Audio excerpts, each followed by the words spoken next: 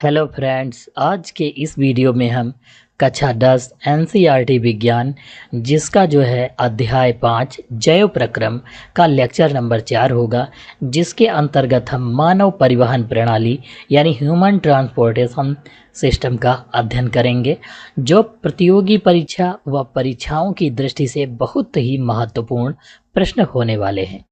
अब आप यहाँ पर देख पाओगे कि हमारा जो टॉपिक है वह हृदय है। यह जो है इस टॉपिक का आज हम अध्ययन करेंगे। तो आपको यह जो है चित्र दिखाया जा रहा, यह जो चित्र है यह हृदय का है। इसका आकार आप देख पाओगे, एक जो है बंद मुट्ठी के आकार के जैसा जो है यह हमें दिखाई देता है। और यह जो हृदय है इसके चारों तरफ ये जो दिख रहा है आपको, ये सब कार्डियक मसल्स की बनी होती है, यानी हृदय पेशियों की। हृदय जो है हृदय पेशियों का बना होता है, जिसको हम कार्डियक मसल्स भी कहते हैं। हृदय जो होता है वह अनैच्छिक पेशी है, यानी उसको हम अपनी इच्छा से नहीं चला सकते, यानी कि जब हमारी इच्छा हो तब वह कार्य करे और जब इच्छा ना हो बंद हो जाए, तो उसे हम जो है ऐसा नहीं कर सकते। वह जो है अनैच्छिक पेशी है और वह जो है हमेशा गति करता रहता है। अगर जो ऐच्छिक पेशी होता तो अपने आप कार्य करता, जब हम चाहते तब कार्य करता, जब नहीं चाहते तो नहीं करता। तो हृदय जो है कैसी पेशी है? अनैच्छिक पेशी है। इस पर हमारे दिमाग का या किसी चीज़ का कोई नियंत्रण नहीं है। यह जो हृदय है, हृदय पेरिकार्डियम झिल्ली में जो है इसके चारों तरफ एक जो है लेयर लगी होती है, जिसता यानी स्थित होता है, उसको हम पेरिकार्डियम झिल्ली कहते हैं। यह जो चारों तरफ लेयर होती इसको हम क्या कहते हैं? पेरिकार्डियम झिल्ली कहते हैं। और इसके अंदर जो है पेरिकार्डियल द्रव जो है, पेरिकार्डियल द्रव भरा रहता है, जो इसकी सुरक्षा करता रहता है। पेरिकार्डियल द्रव में जो है हृदय सुरक्षित रहता है। अभी जैसे हम दौड़ रहे हैं, अगर जो हृदय मान लो हिल रहा तो उस झिल्ली में जो तरल भरा हुआ है उसी में इधर उधर होगा। अगर जैसे तरल पदार्थ नहीं भरा होगा तो वह हृदय के यानी जो दीवार होगी उससे टकरा कर फट सकता है, इसलिए उसके अंदर तरल पदार्थ जो है भरा होता है। हमारा हृदय जो होता है वह 300 ग्राम का होता है। हृदय कितने ग्राम का होता है? 300 ग्राम का। और जो दो किडनियाँ होती हैं वो 150 ग्राम की होती है, यानी 150 ग्राम की एक किडनी, 150 ग्राम की एक किडनी। दोनों किडनियों को अगर जो मिला दिया जाए तो 300 ग्राम का हमारा हृदय बन जाता है। तो हमारी किडनी का, एक किडनी का वजन 150 ग्राम, दो किडनी का वजन 300 ग्राम। और हृदय का वजन कितना होता है? भार होता है 300 ग्राम होता है हृदय का भार। हृदय जो होता है वक्ष गुहा में स्थित होता है, बाईं ओर जो है वक्ष गुहा में स्थित होता है। यह जो हृदय है, हृदय शरीर के किस तरफ स्थित होता है? बाईं ओर। और वह भी जो है वक्ष गुहा, एक जो है खोल होता है, वहाँ पर गुहानुमा यानी गड्ढा होता है, उसी में जो है हृदय जो है स्थित होता है। हृदय जो होता है, हृदय में 4 कक्ष होते हैं। कितने कक्ष होते हैं? 4 कक्ष होते हैं। 2 ऊपर कक्ष होते हैं और 2 जो है, ऊपर वालों को जो है अलिंद कहा जाता है और नीचे वाले को निलय कहा जाता है। जो ऊपर 2 कक्ष होते हैं उनको अलिंद और नीचे वालों को क्या कहा जाता है?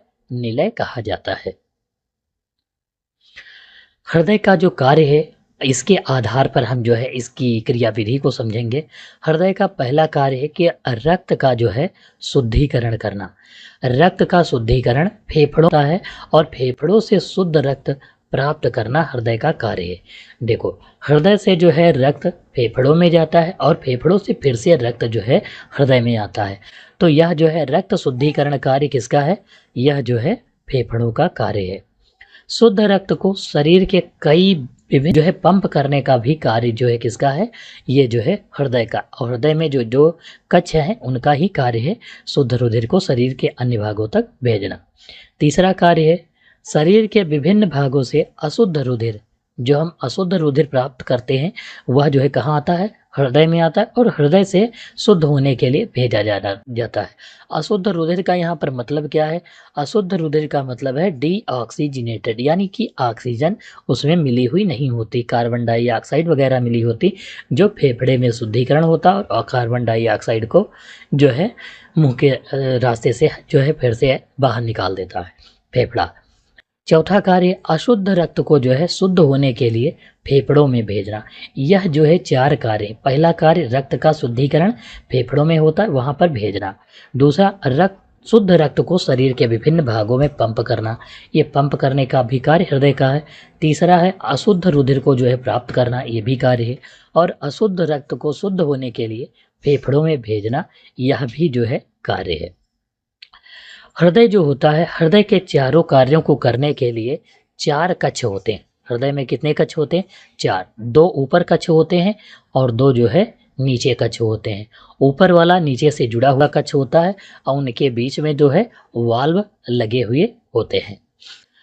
इसमें जो है जो कक्ष होते हैं उनमें दायां अलिंद, दायां निलय, बायां अलिंद और बायां निलय, ऐसे जो है कक्ष होते हैं। जैसे 2 कक्ष होते हैं जो आप यहाँ पर देख पाओगे कि 2 कक्ष जो हैं अलिंद और नीचे वाले 2 जो होते हैं वो निलय होते हैं। कौन से निलय हैं, कौन से अलिंद है, ये अभी हम डिस्कस करते हैं। जैसे ऊपर वाले जो चेंबर होते हैं, जैसे मान लो यहाँ पर ये एक चेंबर हो गया और एक इस तरफ वाला चेंबर हो गया, एक यहाँ पर नीचे चेंबर हो गया, एक ये, तो ये टोटल 4 चेंबर हो गए। तो ये वाला जो चेंबर है इसको हम अलिंद कहते हैं। ये अलिंद हो गया यहाँ पर और एक जो है इस तरफ अलिंद हो गया, एक यहाँ निलय हो गया और एक ये निलय हो गया। अब ये कौन सा दायां है कौन सा बायां है ये देख लो। ये जो ऊपर वाला ये इस तरफ दिख रहा है ये जो है दायां है, यानी राइट साइड वाला है, दायां अलिंद है। और इधर वाला जो है बायां यानी लेफ्ट वाला है, ये क्या है? बायां अलिंद है। यहाँ पर जो है दायां निलय है, ये एक तरफ वाले राइट वाले हैं और ये लेफ्ट वाले हैं। तो हम यहाँ पर कह सकते हैं कि ये दोनों राइट वाले हैं और इधर वाले दोनों लेफ्ट वाले हैं। तो इधर वाले ऊपर वाला जो है अलिंद हो गया यानी लेफ्ट अलिंद हो गया, ये जो है लेफ्ट वाला निलय हो गया। और यहाँ पर राइट अलिंद और राइट निलय हो गया, यानी कि यहाँ पर हम कह सकते हैं दायां अलिंद और नीचे, एक मिनट, दायां अलिंद हो गया और दायां निलय हो गया। यहाँ पर बायां अलिंद हो गया और ये क्या होगा? बायां निलय हो गया। अब यहाँ पर आप देख पाओगे कि बायां अलिंद जो है उसका कार्य क्या है। बायां अलिंद जो है फेफड़ों से पल्मोनरी शिराओं द्वारा शुद्ध रक्त प्राप्त करता है। बायां अलिंद यानी ये जो इस तरफ वाला बायां अलिंद ये वाला है, ये क्या करता है? शुद्ध रुधिर, ये जो आपको वाल्व दिखाई दे रही हैं इनके माध्यम से फेफड़ों से जुड़ा हुआ होता है और वहाँ से शुद्ध रुधिर बायां अलिंद में आता है। शुद्ध रुधिर कहाँ से कहाँ आता है? बायां अलिंद में आता है। ठीक, अगला है इसके बाद दायां अलिंद। दायां अलिंद जो है महाशिराओं द्वारा शरीर के विभिन्न भागों से एकत्रित हुआ अशुद्ध रुधिर प्राप्त करता है। तो इस तरफ वाले का कार्य क्या है कि शुद्ध रुधिर कहाँ प्राप्त होगा? फेफड़ों से लाने का कार्य बायां अलिंद का है। बायां अलिंद से शुद्ध रुधिर बायां अलिंद में, इस तरफ वाली ये जो आपको वेन दिख रही हैं नसें, इन्हीं में जो है आता है। और जो आपको इस तरफ वाली दिख रही हैं, यानी यहाँ जो है कौन सा रुधिर आता है? पूरे शरीर से शिराओं के माध्यम से जो एकत्रित है रुधिर, वह सब यहाँ आता है, यानी दाएं निलय में, दाएं अलिंद में आता है। कहाँ आता है? शरीर से, पूरे शरीर से जो अशुद्ध रक्त है वो कहाँ से आएगा? वो दाएं अलिंद में आएगा। और फेफड़ों से शुद्ध रुधिर कहाँ आएगा? बाएं अलिंद में आएगा। अब दाएं अलिंद से अशुद्ध रुधिर कहाँ जाता है? दाएं निलय में जाता है। कहाँ जाएगा? दाएं निलय में जो है अशुद्ध रुधिर ऊपर से दायां अलिंद से कहाँ जाएगा? दायां निलय में।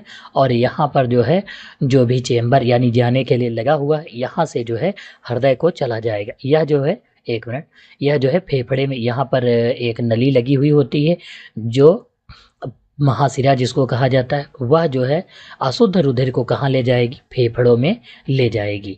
एक मिनट, महाशिरा नहीं, यहाँ पर हम कह सकते हैं, ठीक है, महाशिरा नहीं, ये जो है यहाँ पर ये अशुद्ध रुधिर को ले जाने का कार्य यहाँ पर जो है दायां निलय से जो अशुद्ध रुधिर निकलेगा, दाएं अलिंद से जो अशुद्ध रुधिर निकलेगा, यह जो है फेफड़ों की तरफ जाएगा, रुधिर हो जाएगा, यानी ऑक्सीजन जो है मिल जाएगी।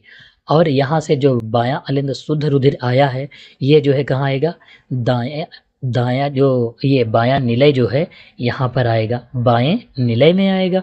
और बाएं निलय से यहाँ पर जो नली लगी होगी, यह जो है पूरे जो, ठीक है, एक बार फिर से रिपीट कर रहे हैं कि बायां अलिंद जो है हमारा, ये जो बायां अलिंद है, यहाँ पर फेफड़े से शुद्ध रुधिर आता है और यहाँ पर इसके माध्यम से यहाँ से निकल बाएं निलय में जाता है और बाएं निलय से जो यानी कि पाइप लगी होती है, वेसल्स होती हैं, उनके माध्यम से पूरे शरीर में जाती है।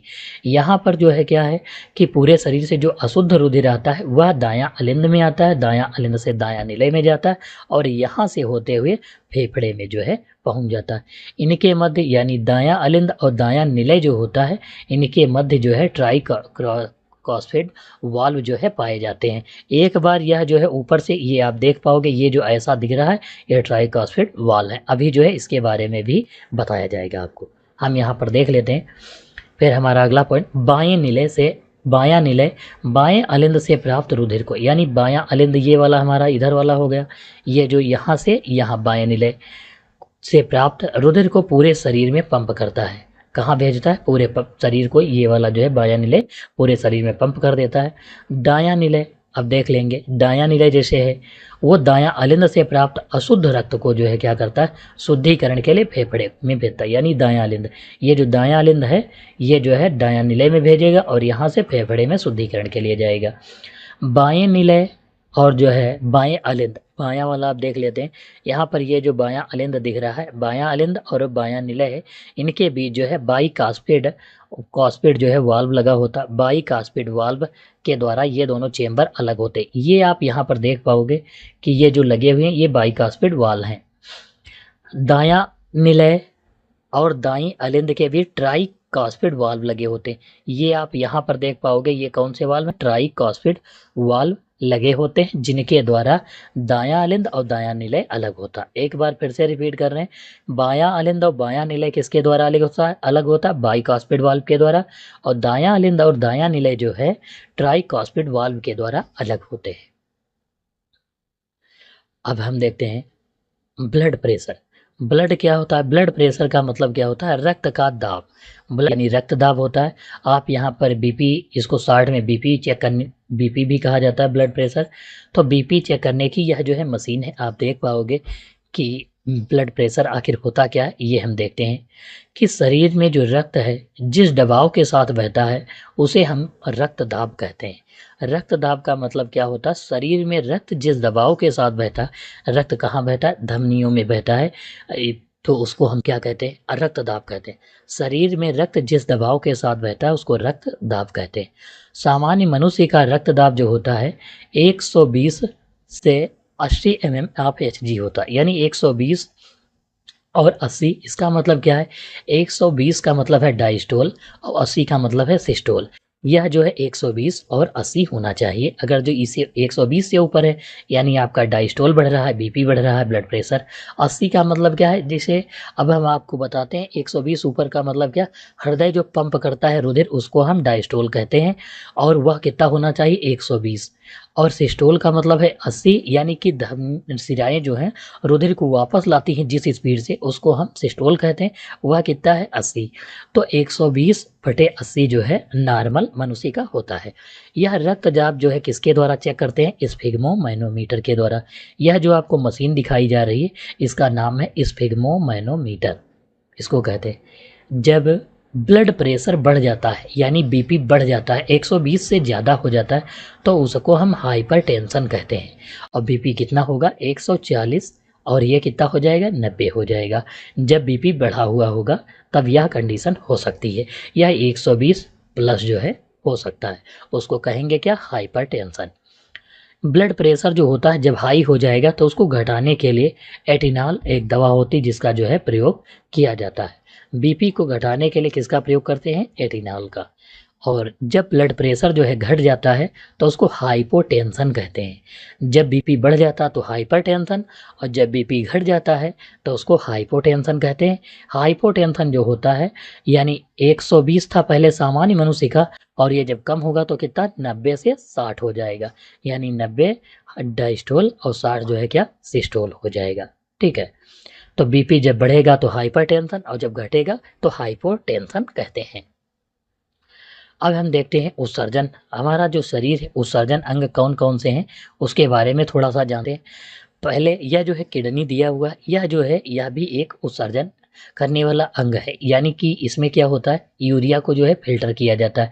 यूरिया बनता तो लीवर में है, लेकिन जो है फ़िल्टर करने का कार्य किसका होता है, किडनी का होता है। और किडनी की एक जो है क्रियात्मक इकाई होती है जिसको हम नेफ्रॉन कहते हैं, उसके बारे में भी पढ़ेंगे। जैसे उत्सर्जन होता क्या है, उत्सर्जन का मतलब है अपशिष्ट पदार्थों को शरीर से बाहर निकालने की जो क्रिया होती है उसको उत्सर्जन कहते हैं। अपशिष्ट पदार्थ कौन कौन से हैं, जैसे यूरिया, अमोनिया, कार्बन डाइऑक्साइड, ये ऐसे बहुत सारे पदार्थ हैं जो अपशिष्ट पदार्थ हैं। इनको शरीर से क्या बाहर निकालने की जो क्रिया होती है उसको हम क्या कहते हैं, उत्सर्जन कहते हैं। उत्सर्जन में कौन कौन से अंग सहायक हैं उनके बारे में हम देखते हैं। जैसे पहला है त्वचा। त्वचा से क्या निकलता है, नमक या पसीना। नमक जो है पसीने के रूप में निकलता है, त्वचा से नमक जो है पसीने के रूप में निकलता है। फेफड़ा से क्या निकलता है, कार्बन डाइऑक्साइड और बलगम हो गया, ये जो है उत्सर्जी अंग हैं। यकृत यानी लीवर जो है अमोनिया को यूरिया में बदलता है और जो किडनी में आकर छन जाता है और उसे हम पेशाब के रास्ते से बाहर निकाल देते हैं। वृक्क यानी किडनी, किडनी का कार्य क्या है, यूरिया जो है पेशाब का उत्सर्जन। वृक्क का कार्य है यूरिया को जो है पेशाब के रूप में बाहर करना। अब लीवर ने यूरिया जो बनाया वह तो ब्लड में ही रहेगा, लेकिन उसका फिल्टर करने का कार्य किसका होता है, किडनी का होता है। और किडनी में बहुत सारे नेफ्रॉन लगे होते हैं। किडनी की कार्यात्मक इकाई नेफ्रॉन होती है। किडनी को हम वृक्क गुर्दा भी कहते हैं। अब देख लेते हैं वृक्क जो है, वृक्क यानी किडनी, इसके कार्य क्या हैं, फंक्शन ऑफ किडनी। तो मनुष्य में जो होता है इनकी संख्या जो होती है कितनी होती है, 2। जैसे आप यहाँ पर देख पाओगे 1 और 2। यह जो होते हैं सेम के बीज के आकार की होती है। किडनी का आकार कैसा होता है, सेम के बीज के आकार होता है, आकार का, और इसका भार लगभग 140 ग्राम और सामान्य मनुष्य का लगभग जो है 140 से 150 ग्राम होता है। कुछ एनसीईआरटी की बुकों में 150 ग्राम भी दिया हुआ है और 140 ग्राम भी दिया हुआ है, आप दोनों में से कुछ भी लिख सकते हो। किडनी की जो है क्रियात्मक व संरचनात्मक इकाई जो होती है नेफ्रॉन होती है। वृक्क का कार्य क्या होता है, नंबर 1 रक्त को छानना और दूसरा पेशाब का निर्माण करना और जहर को जो है निष्क्रिय करना। अब अमोनिया या यूरिया है तो एक जहर ही, तो वृक्क का कार्य क्या है, रक्त को फिल्ट्रेशन का कार्य करती है, रक्त को फिल्टर करती है। जैसे डायलिसिस होता है तो फिर क्या होता है, इसका मतलब रक्त का फिल्टर करना। और तीसरा कार्य क्या है, जहर को निष्क्रिय करने का कार्य है। अब हमको देख लेते हैं महत्वपूर्ण प्रश्नों के बारे में, कुछ जो परीक्षा की दृष्टि से जो है बहुत ही महत्वपूर्ण होने वाले हैं। सबसे पहला है नेफ्रॉन क्या होता है। नेफ्रॉन जो है किडनी की कार्यात्मक इकाई यानी वृक्क की। नेफ्रॉन की जो मनुष्य में संख्या है वह लगभग 8 लाख है और यह गुच्छे के समान जो दिखाई देता है आपको, यह गुच्छे के समान, इसको जो है ग्लोमेरुलस कहते हैं। नेफ्रॉन की संख्या 8 लाख है और यह जो गुच्छे के समान संरचना दिखाई देती है इसको ग्लोमेरुलस कहा जाता है। और ग्लोमेरुलस जो है इसका कार्य क्या है, रक्त को छानना या रक्त का निस्संदन करना, ठीक है। तो इसमें होता क्या है, ये जो है अशुद्धियों को जो है क्या करता है, छानता है और शुद्ध रक्त को जो है क्या करता है, फिर से वापस जो है हृदय में भेज देता है। संपूर्ण रक्त में उपस्थित आवश्यक पदार्थ का पुनः अवशोषण करता है। और यह करता क्या है, संपूर्ण रक्त में जो आवश्यक पदार्थ हैं तो वो जो है फिर से फिल्ट्रेशन यानी अवशोषित कर लेता है। जो जो चीज़ें आवश्यक हैं उनको जो है फिर से अवशोषित कर लेता है। एवं डायलिसिस विधि के द्वारा भी यूरिया को छान लिया था। डायलिसिस, जिनकी किडनी खराब होती है तो उनके में जो है डायलिसिस विधि के द्वारा यूरिया को छाना जाता है। अगर जो वह फिल्टर नहीं करेंगे तो वह जो है उनकी डेथ हो सकती है कुछ समय पश्चात। और यह यूरिया को जो है, यूरिया को नेफ्रॉन, यूरिया को किसको दे देता है, नेफ्रॉन को दे देता है। नेफ्रॉन यूरिया को पेशाब में जो है मिलाकर शरीर से जो है बाहर निकाल देता है। जैसे डायलिसिस विधि के द्वारा क्या करता है, नेफ्रॉन को यूरिया को दे देता है और नेफ्रॉन जो है यूरिया को पेशाब नली के द्वारा जो है शरीर से बाहर निकाल देता है। जैसे ये यूरिनरी एक्सक्रीशन है, यहाँ से जो है क्या करता है, बाहर निकाल देता है। यह जो है आपको एक नेफ्रॉन का पूरा जो है टॉपिक मिलेगा आपको कक्षा 11 या 12 में, वहाँ पर आप विस्तार से पूरा पढ़ोगे नेफ्रॉन। हमारा अगला क्वेश्चन है कि मूत्र बनने की मात्रा का नियमन कैसे किया जाता है या मूत्र कैसे बनता है, इसकी क्रियाविधि क्या है। तो मूत्र बनने की मात्रा इस प्रकार नियंत्रित की जाती है कि जल की मात्रा का शरीर में संतुलन बने। अब ऐसा नहीं कि जितना मान लो कि पानी पिएँ उतना ही मूत्र के रूप में बाहर निकाल दें, इसको बैलेंस करना भी ज़रूरी होता है जिससे शरीर में पानी की मात्रा बनी रहे।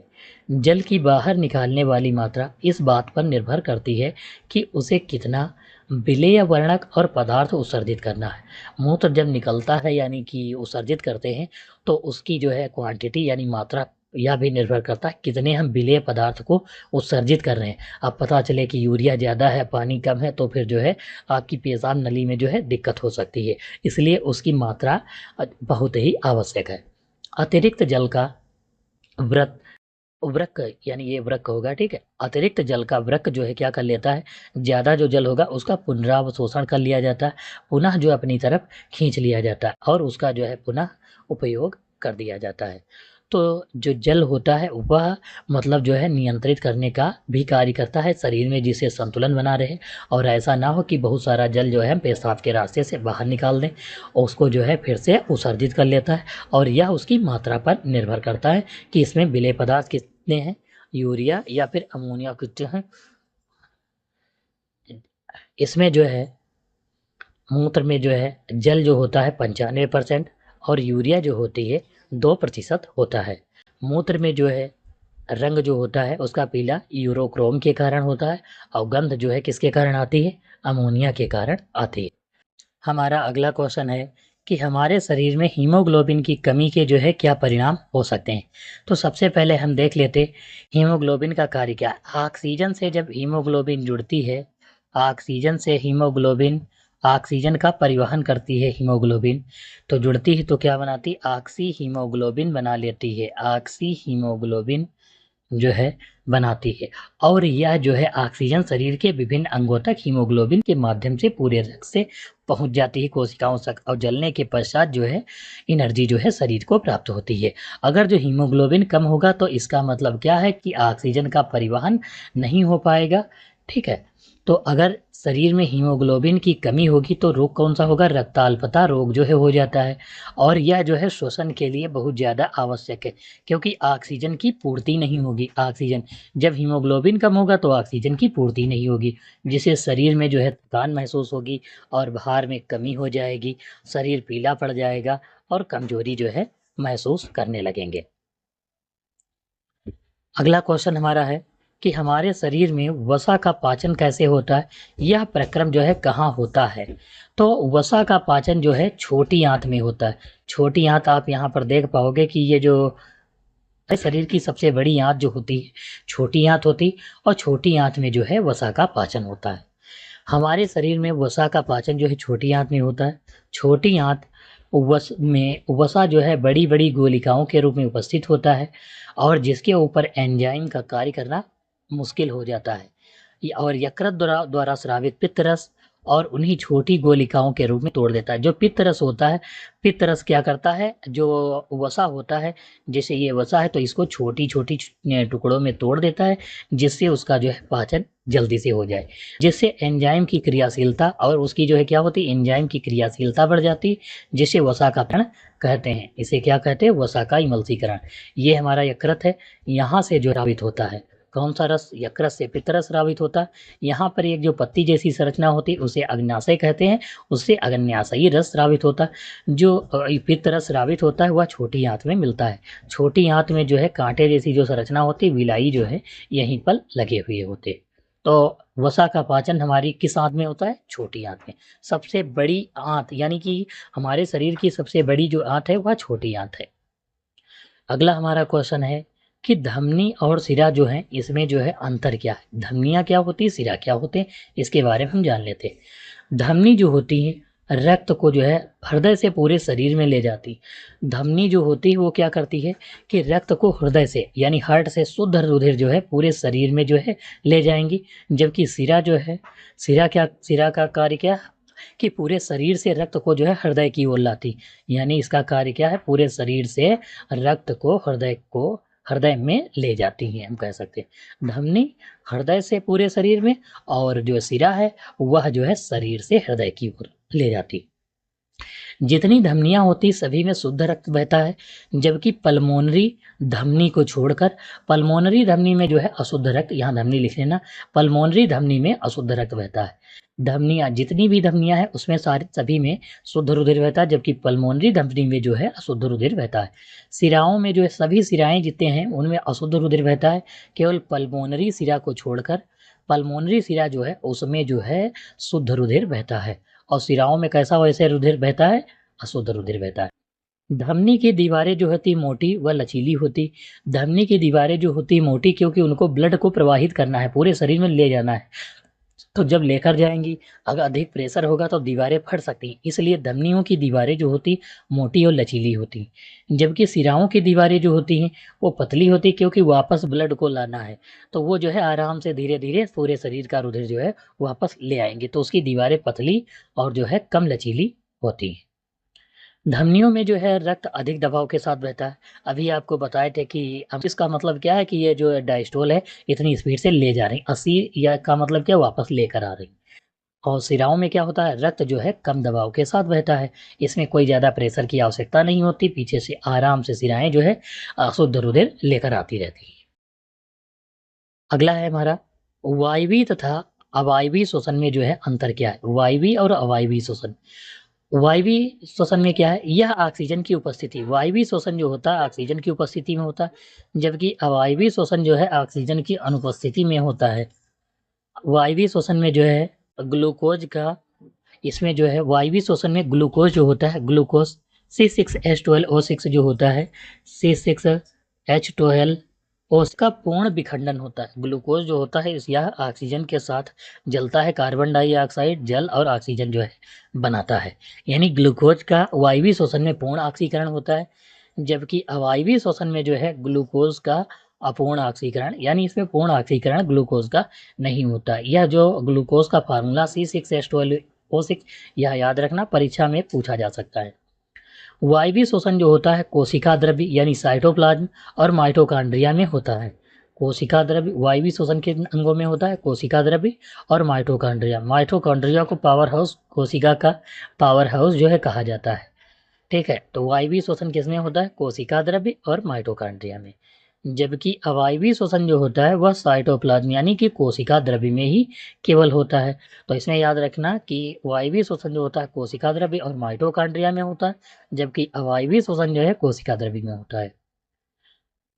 वायवीय श्वसन, इसमें अंतिम उत्पाद जो है कौन से बनते हैं, कार्बन डाइऑक्साइड और जल बनता है। जब ग्लूकोज का ऑक्सीकरण होता है तो फिर अंतिम उत्पाद कार्बन डाइऑक्साइड और जल यानी CO2 और H2O बनता है। वायवीय श्वसन में अंतिम उत्पाद ईस्ट हो गया, ईस्ट में एल्कोहल तथा कार्बन डाइऑक्साइड होता है, जबकि पेशीय कोशिका में जो है लैक्टिक अम्ल होता है। इसमें जो है ईस्ट में जो है एल्कोहल तथा कार्बन डाइऑक्साइड होता है, जबकि कोशिका में लैक्टिक अम्ल बनता है।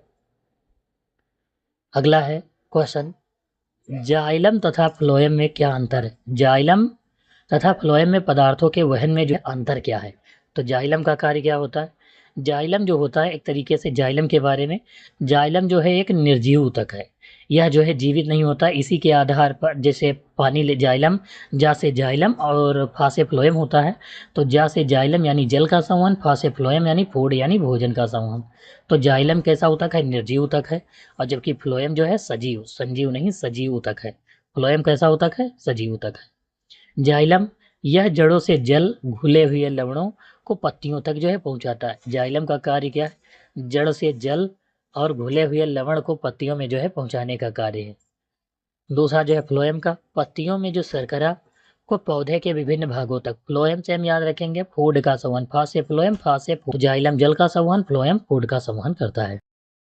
जाइलम, जाइलम ऊपर की तरह गति करने में सहायक होता है, क्योंकि भोजन जो है जैसे पानी जो है जड़ से अवशोषित होता है तो फिर नीचे से जो है ऊपर की तरफ गति करता है। जाइलम जो है नीचे से ऊपर की तरफ गति करने में सहायक होता है, जबकि फ्लोएम नीचे की तरफ यानी ऊपर से नीचे की तरफ। फ्लोएम मतलब भोजन हो गया, फ्लोएम किसका संवहन करती है यानी भोजन का। अब भोजन कहाँ बनता है, पत्तियों में, पत्तियों से जो है कहाँ, शरीर पेड़ के पूरे भागों तक ले जाने का कार्य फ्लोएम करती है, यानी नीचे से ऊपर से नीचे की तरफ।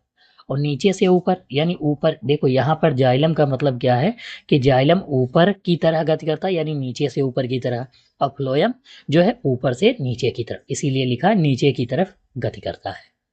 तो हम सिंपल सा याद रखेंगे ये क्वेश्चन, जाइलम जो है जल का संवहन करता है, फ्लोएम फूड यानी भोजन का संवहन करता है।